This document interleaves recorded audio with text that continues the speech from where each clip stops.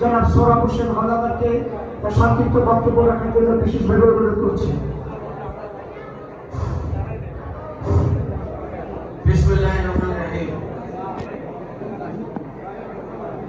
বক্তব্য শুরুর আগে আমি আমার কাছে প্রার্থনা করি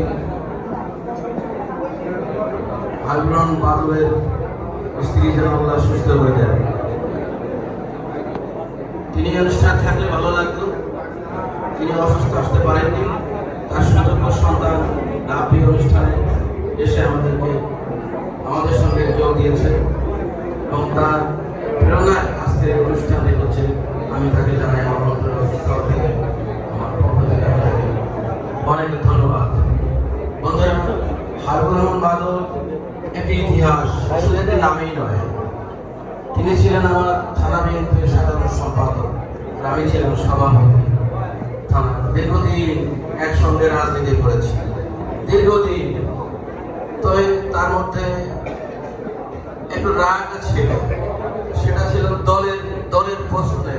তিনি কখনোই দলের ভিতরে কোনো নোংরামি পছন্দ করতেন না এবং দলের মধ্যে কেউ দলকে নিয়ে দিগ্বাজি দিলে উনি অত্যন্ত রাগান্বিত হতেন।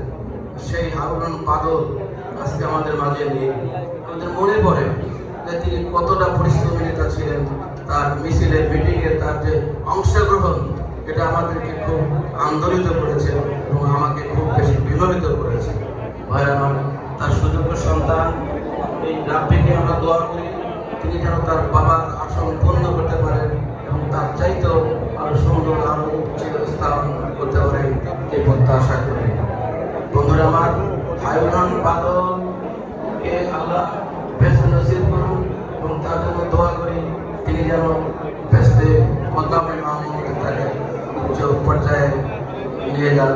এই বক্তব্য রেখে এবং সকলকে যারা এখানে অংশগ্রহণ করেছেন, এখানে যারা অতিথি রয়েছেন, এখানে দুজন এমপি মহোদয় রয়েছেন, জাহাঙ্গীর জাহান এবং হেলেন্দ্রিন খান খন্দকার মাসিকুর রহমানের সভাপতিতে আজকে অনুষ্ঠানটি হচ্ছে। আমি খুব আনন্দিত।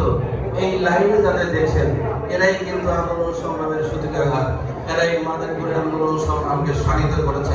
সামনে যারা আপনারা সঙ্গে ছিলেন আমাদের, আজকে যেমন আপনারা সাথে আছেন, আগামী দিনেও এদের সাথে থাকবেন এবং সবাইকে যথাযথ মর্যাদা দিয়ে আমরা আমাদের যে আসনগুলো আছে সেইখানে আমরা সমাসীন করতে পারি। আমি সকলকে, যেহেতু সময় সংকীর্ণ কারণে তারা বক্তব্য দিবেন, মহিলা এমপি আছেন আমাদের এলাকার সম্পর্কিত আসেন, রাজপথের সাহসী সৈনিক, আমাদের এমপি মহোদয় তিনিও রাজপথের সাহসী সৈনিক, আমাদের সভাপতি মহোদয় তিনি রাজপথের সাহসী সৈনিক, আমরাও তাদের সঙ্গে রাজপথে ছিলাম। তো এই আমরা রাজপথে থেকে উঠে এসেছি। এখানে যাদের দেখছেন এই সকলে রাজপথের সৈনিক, একজন রাজপথের বাইরে গিয়ে কোনো জায়গা থেকে এসেছে এরকম নেই। আপনাদেরকে দোয়া করি ভালো থাকেন এবং আগামী দিনে এই দল আরো যেন সুন্দর হতে পারে, তারেক রহমানের নেতৃত্ব যেন আরো সুন্দর দিয়ে আমাদেরকে এই দেশটাকে সুন্দর করে গড়ে তুলতে পারে, দেশের মানুষের ভাগ্যকে যেন সুপ্রসন্ন করতে পারে, এই প্রত্যাশা রেখে আপনাদের সবাইকে ধন্যবাদ দিয়ে আমি আমার বক্তব্য শেষ করছি। খোদা হাফেজ। বাংলাদেশ জিন্দাবাদ। স্বাগত উপস্থিত